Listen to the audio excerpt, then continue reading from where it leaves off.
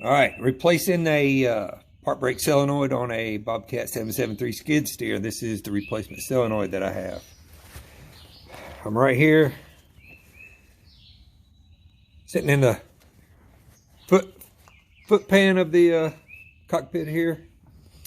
Part brake solenoid. Already got it loose. Need to remove the shaft. What I did here was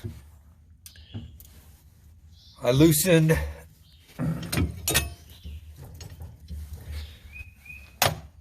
the two solenoids that are here. I took the head off of each side. You'll see that. Took this side off of the steering lever. There's the steering lever. And then I removed one of them from the bracket. You can see it's gone. I've only have one here. You only need to remove one. Then the two bolts here and here, remove those, and then slid this bracket out, got it out of the way. That was done after I took the steering lever bolts loose here and then pushed them forward, slid them out of the way. That gave me access to everything. Also removed the limit switch bracket here that holds the two limit switches that the levers activate. They're right here. You can see my limit switch lever is damaged. This one's completely gone. Need to replace those. That gave me access to the two 12 millimeter bolts that was holding the solenoid on. Now I need to remove the plunger. All right, to get this shaft out, I need to remove the part brake or traction lock, depending on what you want to call it, the real name or the name you want to make up. Need to remove this spacer. So I got a removal bolt here and a removal bolt here. As you can see, I have a grease point here and a grease point over here to grease my steering tubes. However, the brake for the steering tube is right here, and this is where the extra grease will escape, which means it all ends up down here. I've cleaned it out a little bit, but before removing this spacer, I highly recommend that all this debris around here is cleaned off and removed so it doesn't get into your chain case. All right, let's take care of that. All right, cleared off most of the debris. I'm gonna use a 14 millimeter wrench. Take this loose, take this bolt loose, and then we'll move on to the next one. All right, got my forward bolt out from here. Looks like someone took it upon themselves to put pipe dope on it. Thread lock, plumbing.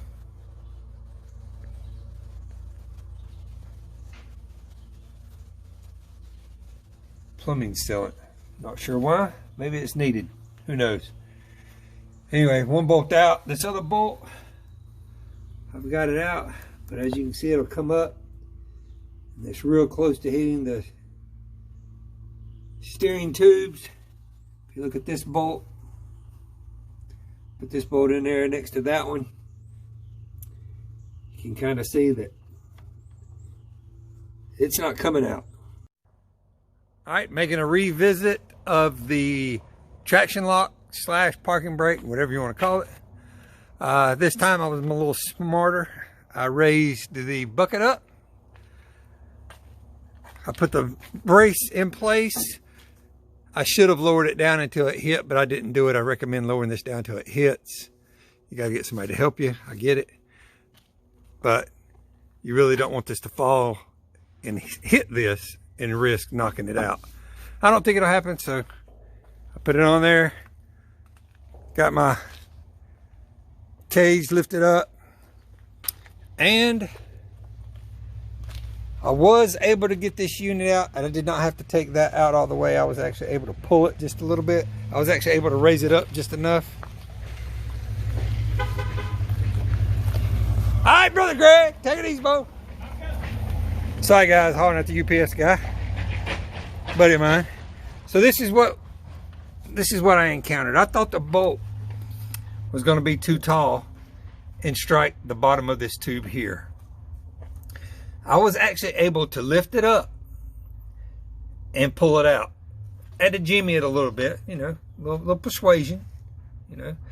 And this is why. It's got these two ears right here. And these two ears act as the stop on each side, there and here. I'll say, as you can see right here, I did drop just a little bit of debris right there. We need to get that out before we continue.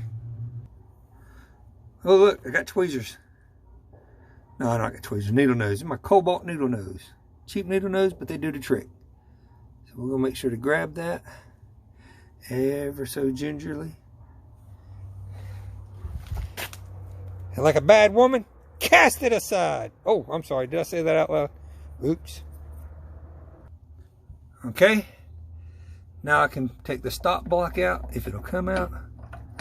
Look at there. It should just lift right out of there, but it's not doing it.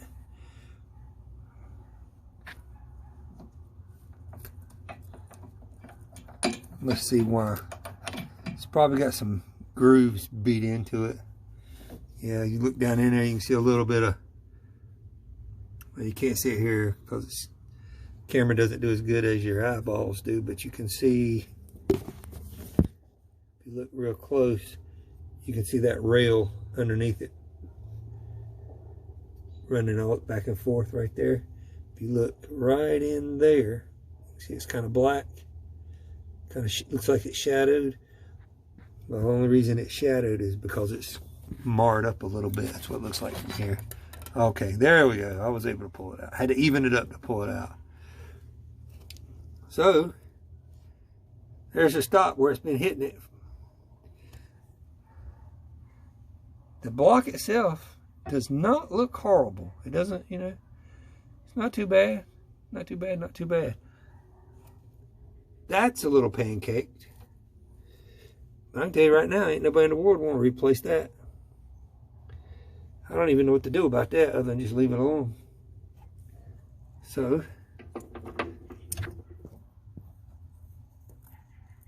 I'll reach in here, push that up underneath that gasket right there. See that little bit thing right there? That was in there also. That looks like, see, that's metal. I can't even touch my screen to zoom in to focus it because I have a glove on my other hand, like Michael Jackson, one glove. Anyway, there's a piece of metal that was in that block. That might have had something to do with why my traction lock would not release. Metal wedged in there. We'll see. So what we're going to do is, because we've got the new ASI traction lock solenoid in there, part brake solenoid, whatever your heart desires upon calling it. So what I need to do is loosen this from that shaft and put the shaft that came with my part, because there was just a little bit of difference. And we'll look at that. We'll look at what kind of difference it was. Maybe I made a bad judgment. Okay, first thing we want to do is a little cup that sits down on the E-ring, holds the spring. We want to take it off. There we go. Slides right off. Naturally the E-ring stays. The E-ring's what holds it, but we're going to get a wrench, put it on there, hold the shaft right here, loosen the nut at the top, retain the washer here at the bottom and the spring. So we'll retain those. All right, we're going to break it apart. Be right back. I want to point out something while we do this. I have my wrench on the shaft there. I don't know if you can see it even in there anywhere. But I'm palming the block and I'm using my fingers to retain this spring. So when you take this off, remember, hold your spring. Hold your spring like your liquor. Hold it tight. Don't let it go. Okay, here it is. See, my shaft is loose. There's my block. There's my spring, my bolt, and my washer still on there. And there's my cup to hold my upper spring. All right, so we're going to put the new shaft next to this one and see what kind of size difference we had and whether or not it was a good idea to leave the old one in. All right, there's the shaft.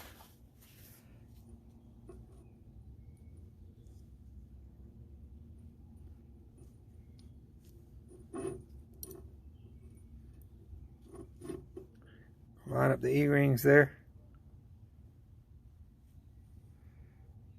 That pretty much lines up the heads here. And then let's see what kind of shaft difference we got. Yeah, see, it's a couple millimeters difference. This one's just a tad bit longer. Tad bit longer. Right, so now we're going to reassemble it. We're going to use the new shaft. And then we'll go from there. I think maybe our problem was that broke off piece of metal wedged in there. All right. Let you know. All right, here's another look at the block. You can see it's wore on the bottom a little bit from hitting the, whatever you want to call those things. Two things in the hole there. This goes down and hits it and stops it. Sometimes you pull these out and they've got, let me set this down. I don't want to drop my bolt and my washer and all kind of other stuff. But sometimes you can pull these out, and I've seen guys show where you can see these marks right here where it's hitting. And you can, they'll be really beat in, really indented, and you need to replace them. You can see it there. The other one is here. Going all the way up. That's where it hits. But this is not bad. This block's not bad. I don't think it needs to be replaced. All right. We're reassembled. Put the bolt in there. Got the new shaft on. Only thing we're missing now is the cup. So, grab that.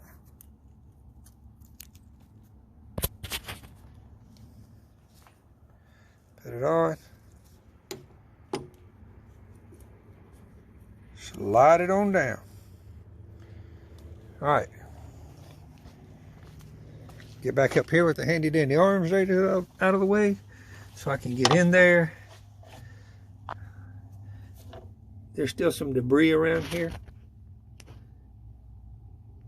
I'm going to clean that off. I'm going to move it so that when I put it back in, I don't knock anything down in there. Yeah, too much stuff. Too close to the edge for me. So let me move some debris away, and then we'll resume our exercise in futility. So slide it back in. So here we go. We'll take this. I want to show you that the bottom of this thing is a little bit tapered from top to bottom. It's tapered. So before we go any further, I'm going to clean this thing off real quick. All right, got it clean back off. Take it, slide it down in there, and you can see now that those little shards of metal aren't in there, I'm moving free and easy. Again, just want to mention my problem was that it would not release. It would engage, but it would not release. It would get locked up. Irritating. That's what it was. It was irritating. And this thing is wanting to tilt. This one on this side is just a little bit higher than that one for whatever reason, or it's not, or it's probably because we're hitting that side here before it goes in there, so it's a little deeper on this side than it is this side, and it's because we're hitting this leading edge of that cam. So now I got to jimmy my spacer back in as soon as I get it cleaned up. All right, let me do that and I'll get back to you. All right, that was surprisingly easy. Pleasantly surprised. So now we got to reinsert our bolt. Try to get that started. I'm going to try to get this one started before I even start working on this one. So this kind of aligns me with that hole over there, at least as far as front to rear goes. So, un momento, por favor. All right, I had to take a short break. All right, what I've got here is I got my impact driver with a little bit of an extension, just a little bit. So I got that down in there. I've already started it, so I'm not starting it with this. So I don't recommend that.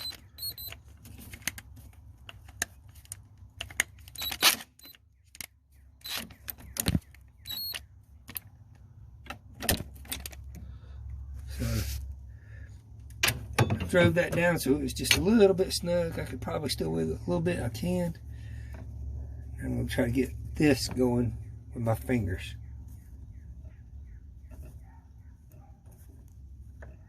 That's tight.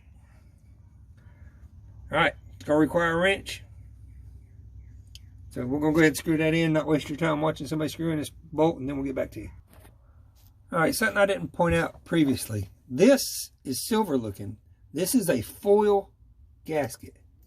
See that? That's foil. Make sure it's intact. Try not to scar it up too bad. Got a little fold right there. Not too bad though. It was like that before I took it off because it's flat as a fritter. All right, continuing on. Try to do this while holding the phone. Try not to shut things off. Got to put the spring back in. So there's my spring. Put my solenoid over my shaft. Make sure my shaft and my solenoid were clean. I'll hold that down. I got some nuts somewhere to put on there. Almost positive I do. Get that lined up a little bit there. You can use, you get these started.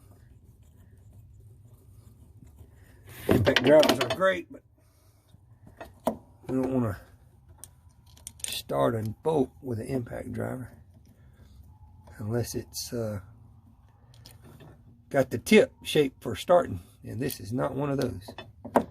So these need to be started by hand, preferably with two hands. But hey, here I am trying to make a video to help some people out. I can't even get my own stuff done because I can't operate one-handed. All right, so there they are. So now, while remaining slumped over, bent over,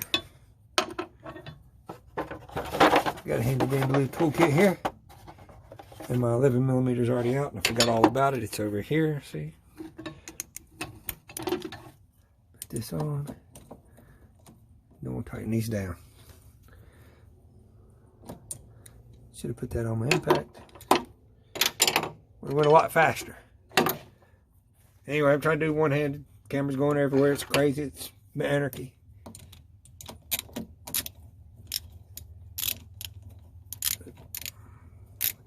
Fingers are greasy. Can't turn my shaft here. Alright, we'll speed this part of the video so it looks like I'm doing something really quick. Maybe. Or we'll just stop it and restart it. Alright, got it installed. Got it tightened down. So that's where we're at. This is an ASI part. So basically what happens is this becomes electromagnet, and it creates a field and it pulls that shaft down into it. It's not mechanically linked, it's an electrical occurrence. Alright, the first thing I want to show you is, see how this is laid over? And this one sticks straight up. Well, this one isn't going to stick straight up because this is going to sit right on top of it. So that bracket will come up, it's bolted in, back in there, comes straight out over top of this, and it sits right over top of that. So this is going to bend. So I'm going to go ahead and bend it, lay it down with a radius that I like, because you shouldn't bend your wires too tightly. So I'm going to bend it at a radius that I think is adequate. So before I install it, I'm going to bend these wires.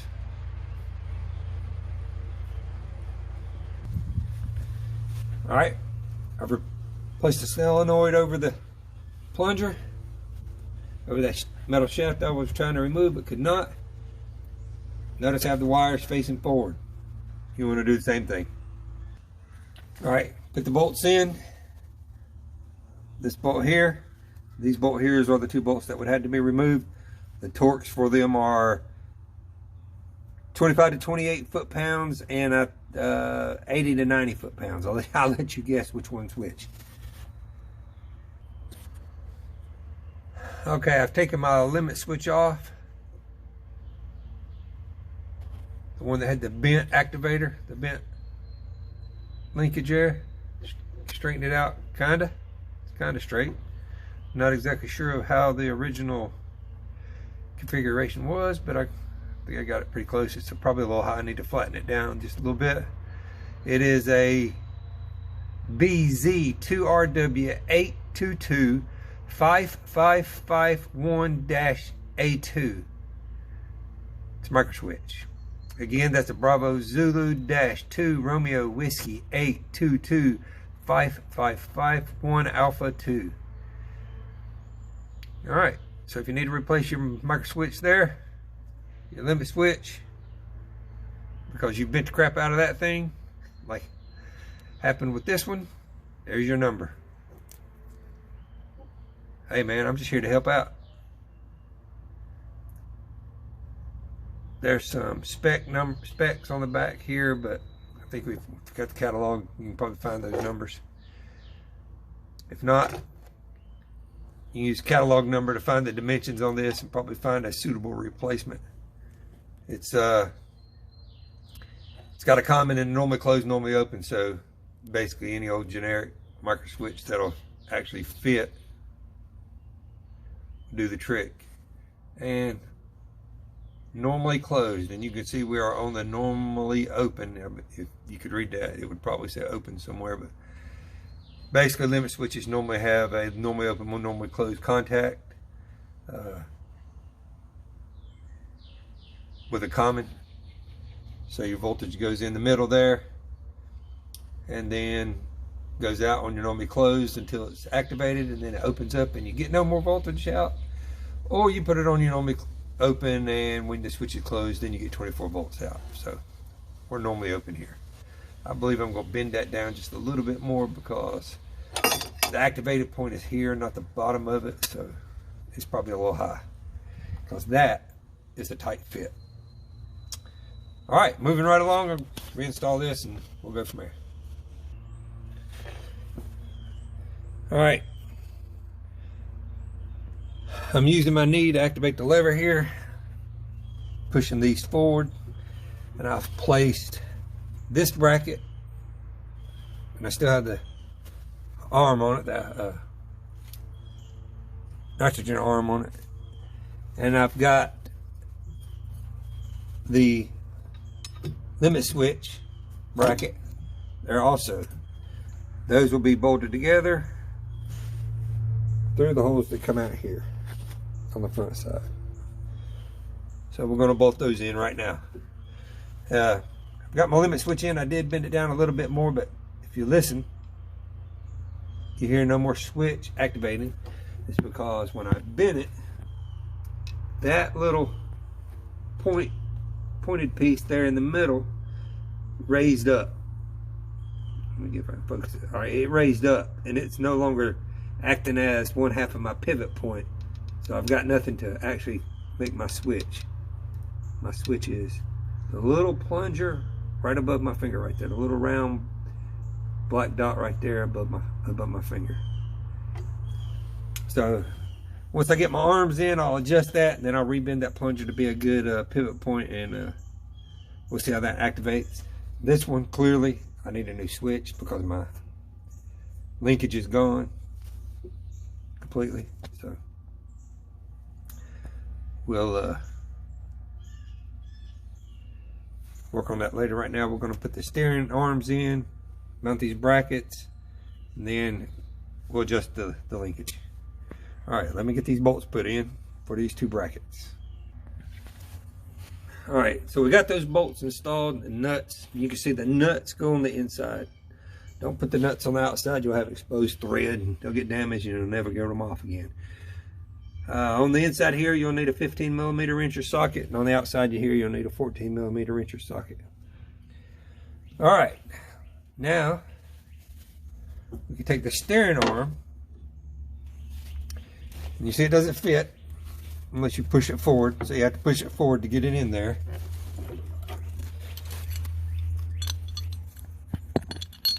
What we have here is this is the bolt that goes through there. You can see it's got a shoulder here, and in the actuator you can actually see in there the little piece that goes through the arm. I actually did not remove. Unless you can replace it or have a replacement for it, don't remove it. So we'll put the bolt through. This is the bracket that activates the limit switch, and as you can see, we're going this way. We're going against the direction that the limit switch should actually be activated in, which is why it has a roller, which clearly did not work, and we bent the crap out of it. So we're going to install this and the arm and continue along. All right, I've got the steering arm back in. I did go ahead and bend that limit switch just a little bit, so see if you can hear this.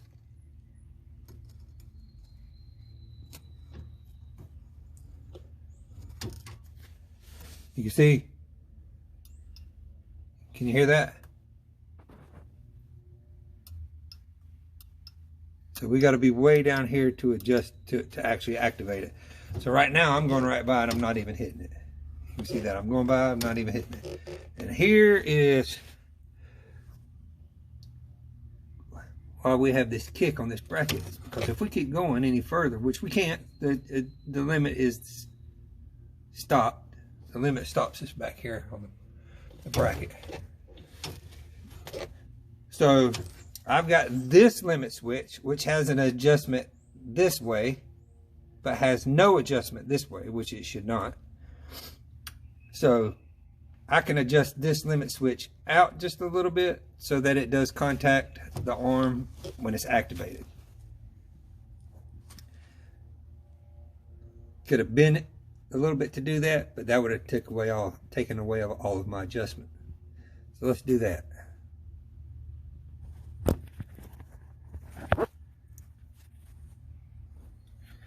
Okay, I've got the lever activated, and I've loosened my adjustments bolts there, and I've pushed the switch this direction, pushed it this way until the limit switch was activated.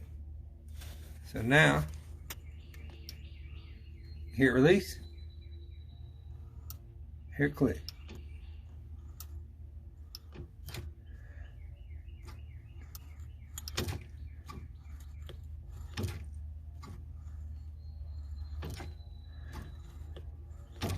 All right, I've adjusted it, I've activated it a few times, it's quit working.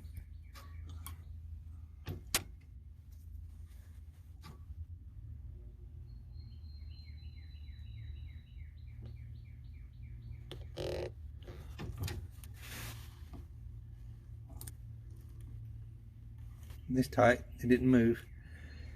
It's probably got something to do with my bracket, my linkage being bent.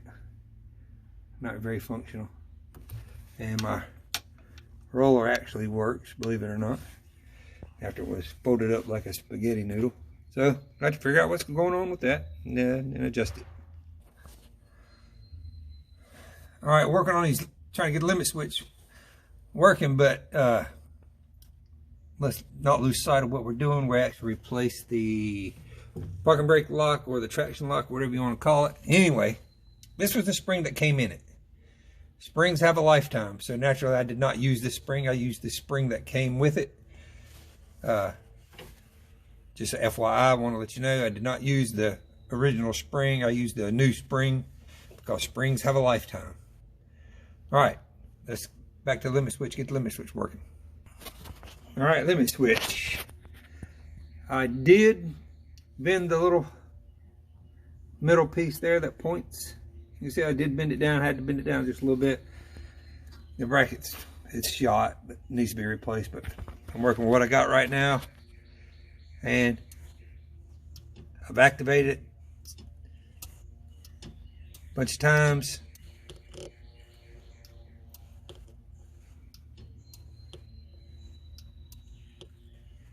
It still activates over the travel of the lever here. So we can call that good, I believe. And you notice this only activates in reverse.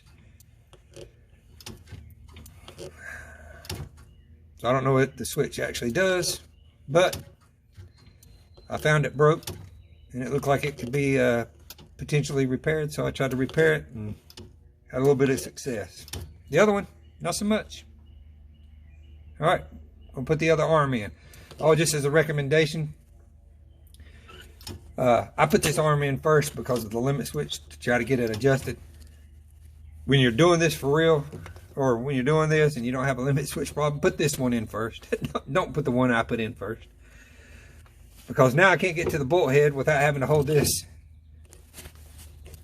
And it's loaded, so it's pushing back against me. So the whole time I'm going to have to hold this, and so I can get my socket wrench in there with the bolt. I'll have to hold this with my knee, and it's pressed on me, so it's not comfortable. So put this one in first, then you can just push this one forward easily, no load on it, and get these in. So do this one first. Which, if you're sitting in the driver's seat, you know, naturally I'm facing opposite of the driver. I'm up here at the foot pedals. And this is the left one on the machine. Right to me because I'm facing rear. All right, I've got both of them on.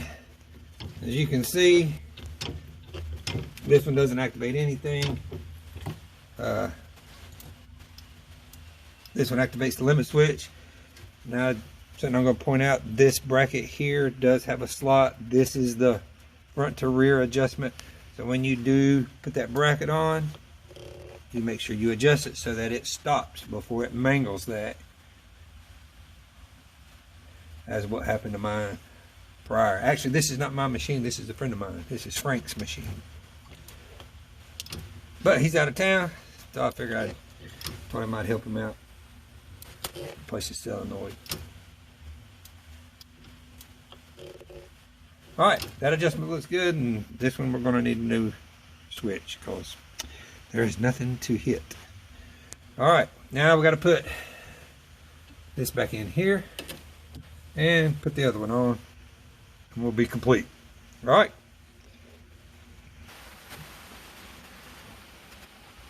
Alright, we're back together.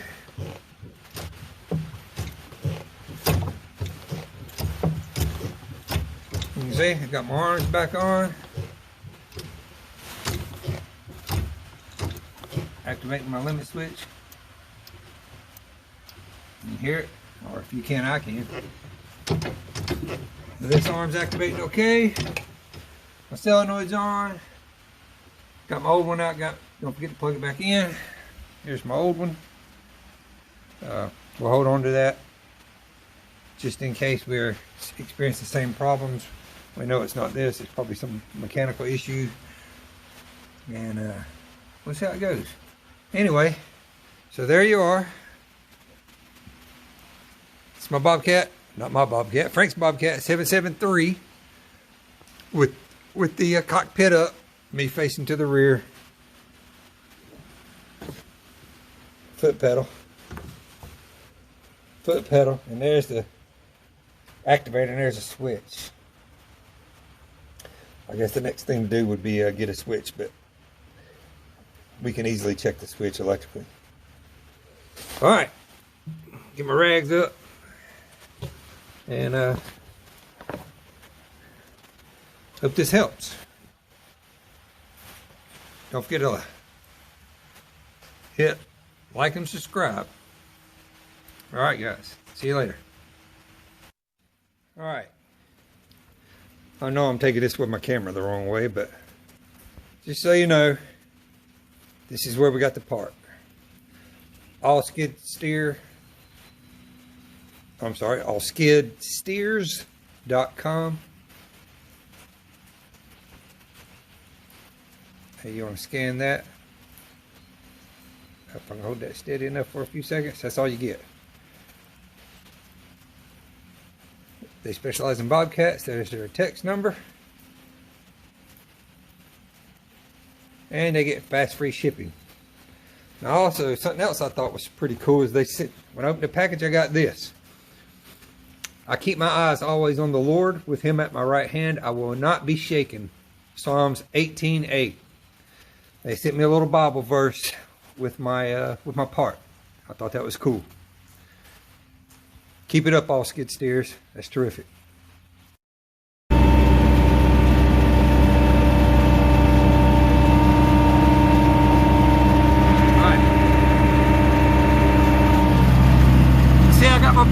My traction lock on.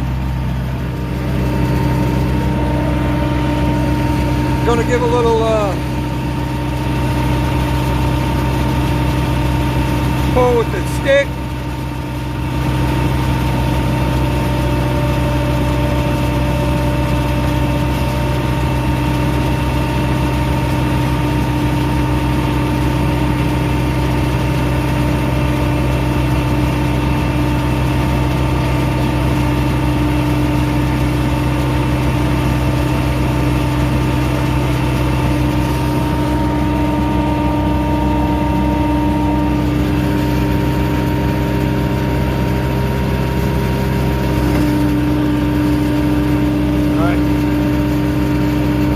It just locked it.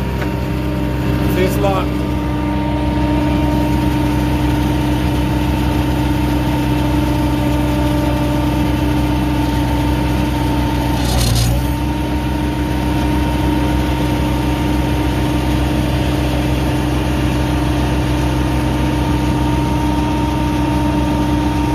Alright, so I'm gonna release it. Shows it's released. Push the stick forward just a little bit.